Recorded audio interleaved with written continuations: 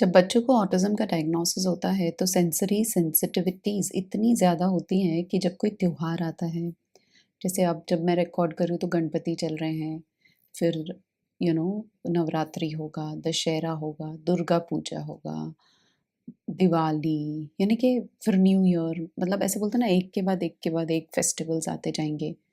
तो इस दौरान अपने बच्चे को कैसे प्रिपेयर करें, ये मुझे आपके साथ शेयर करना था।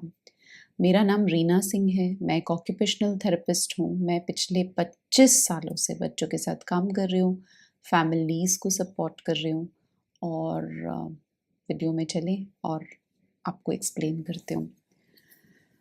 तो मेरे पास एक पेरेंट आए और मुझे बोले कि मैम वो जो नवरात्रि होती है या हमारे जो कपड़े भी हम बदल के पहनते हैं ना, यानी कि नॉर्मली बच्चा अगर टी-शर्ट और ट्रैक पैंट में है, लेकिन जब कोई त्योहार आता है तो हम ट्रेडिशनल कपड़े पहनना चाहते हैं और उन कपड़ों में बच्चे काफ़ी बार कंफर्टेबल नहीं होते हैं। जब मेरा बच्चा छोटा था उसको भी ये सब पसंद नहीं आया करता था। तो प्रिपेयर करना बहुत ज़रूरी होता था। मतलब एक तो वो हो गया, टैक्टाइल पार्ट हो गया। दूसरा होता है सडन आवाज़ें आएँगी, बहुत परे जैसे ना लोग आएँगे, जाएँगे, हम किसी के घर जाएँगे, तो बहुत सारा अनप्रेडिक्टेबिलिटी होता है, जो भी एक और एडिशनल लेयर ऐड कर देता है। तीसरी चीज़ होती है जब बहुत सारे लोग होते हैं, तो वो इतनी सारी स्मेल, वो इतना सारा क्राउड, उतनी सारी आवाज़, जहाँ पर कोई रूटीन नहीं है, तो वहाँ पर बच्चे परेशान होते हैं। तो पहली चीज़ जो मुझे लगता है हमने जो करनी चाहिए वो है सेंसरी ऑडिट। सेंसरी ऑडिट का मतलब होता है कि अगर मैं सपोज़ नवरात्रि में जा रही हूँ या नवरात्रि में पूजा हो रही है, घर पर लोग आ रहे हैं, गणपति है, विसर्जन है, तो क्या आवाज़ें हो सकती हैं? अगर मैं गणपति की बात करूँ या आरती की बात करूँ, यानी कि ना बहुत सारी आवाज़ें हो सकती हैं, बहुत सारे लोग एक साथ में एक जगह पे जमा हो सकते हैं और बहुत सारे लोग आकर आपसे बात कर सकते हैं। बच्चे को आप उतना पूरा ध्यान नहीं दे पाओगे, बच्चों को ट्रेडिशनल कपड़े पहनने होंगे, स्मेल्स होंगे, यानी कि ना ओवरऑल जो कहते हैं ना सेंसरी ओवरवेलमिंग टाइप का एनवायरनमेंट बन जाता है। तो एक अगर किताब लेकर अगर आप लिख लो कि भई टैक्टाइल क्या है? अच्छा कपड़े होंगे, तो फिर मैं वो कपड़ों को क्या कर सकती हूँ?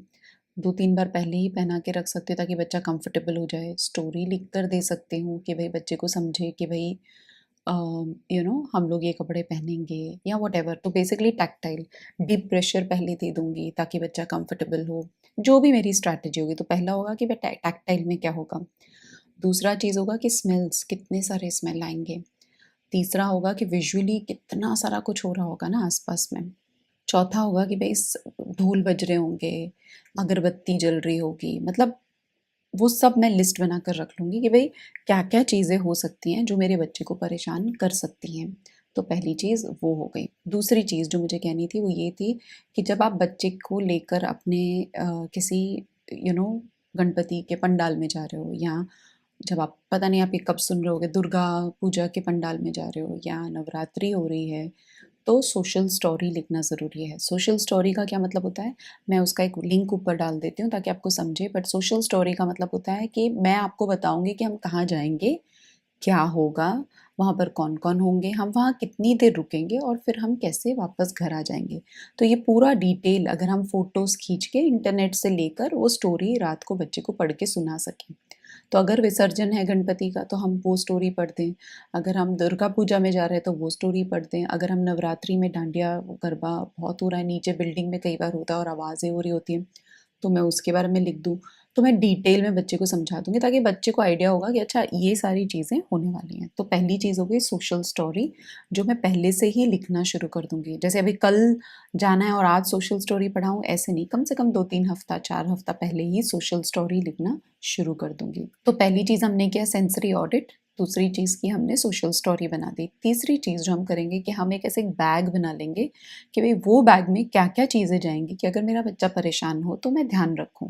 पिछले हफ्ते ही मैंने मेल्टडाउन्स पे एक वीडियो बनाया था जिसका मैं लिंक यहाँ डाल देती हूँ, आप चेक कीजिएगा कि मेल्टडाउन्स हो तो कैसे वर्क करें।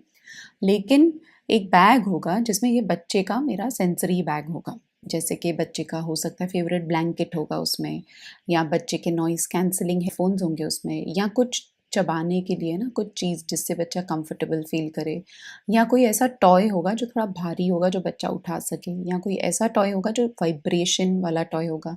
वो हो सके। तो ऐसा बैग में क्या-क्या चीज़ें हैं जो हम डाल सकते हैं या कुछ ऐसी स्मेल है जिससे बच्चे को कंफर्टेबल लगे तो वो बैग में भर के रख देंगे। पहले आपने ऑलरेडी सेंसरी ऑडिट कर लिया है, फिर आपने सोशल स्टोरी बना दी है और तीसरी चीज़ जो आप कर रहे हो ये है कि भई ये बैग रेडी कर डाला।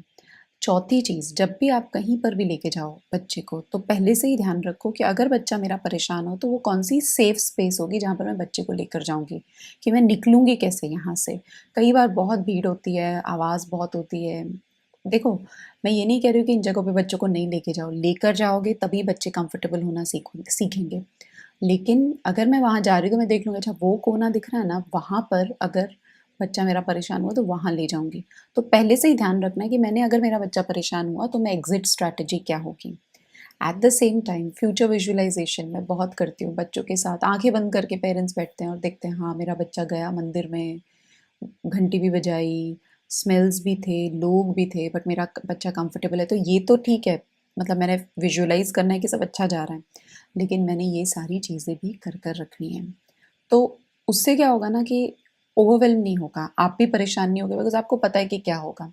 एक और चीज़ जो मैं यूजुअली करती हूँ ये है कि मैं जिनके घर जा रही हूँ, अगर आप अपने रिश्तेदारों के घर जा रहे हो या रिश्तेदार आपके घर आ रहे हैं तो उनको हम पहले से ही बता देंगे देखो मेरे बच्चे को ये सेंसरी सेंसिटिविटीज़ हैं, अगर ऐसा हुआ तो मेरा ये प्लान है, आप लोग मेरे साथ कोऑपरेट करना। यानी कि ना सबको पता होगा कि आपका क्या प्लान है।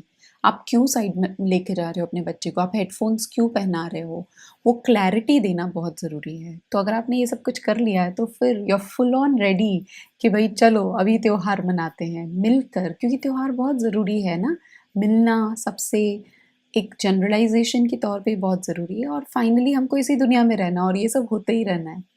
तो ये मेरा पॉइंट था आप लोगों को बताने का। आई होप आपको ये हेल्प किया। आप लोग क्या करते हो? क्या चीज़ है जो आपको हेल्प की है जब फेस्टिवल्स होते हैं? एक इम्पॉर्टेंट चीज़ भूल गई मैं बताना, फ्रंट लोडिंग। इसका मतलब होता है कि जिस दिन मैंने जाना है, उस दिन सुबह में मैं बच्चे को अच्छा खासा डीप प्रेशर देकर जाऊँगी। मैं बच्चे को जिस भी जगह पर जाना है, वहाँ पर वॉक करा कर लेकर जाऊँगी, 20-25 मिनट का बैग पीठ पे रखकर 10% ऑफ द बॉडी वेट यानी कि 50 किलो की मैं हूँ, तो 5 किलो का बैग होगा। कई बच्चे उससे भी कम यानी 5% से शुरू करते हैं। लेकिन मैंने सुबह अच्छा खासा डीप प्रेशर दिया है, प्रोप्रियोसेप्टिव इनपुट देकर मैं बच्चे को वॉक कराकर उस जगह पर जा रही हूँ। मैंने सेंसरी ऑडिट किया हुआ है कि इस जगह पर क्या-क्या चीज़ें हैं जिससे मेरे बच्चे को परेशानी होगी। मेरे पास एक बैग रेडी है जिसमें मेरे पास सब सामान है कि भई क्या होगा तो मैं क्या करूँगी।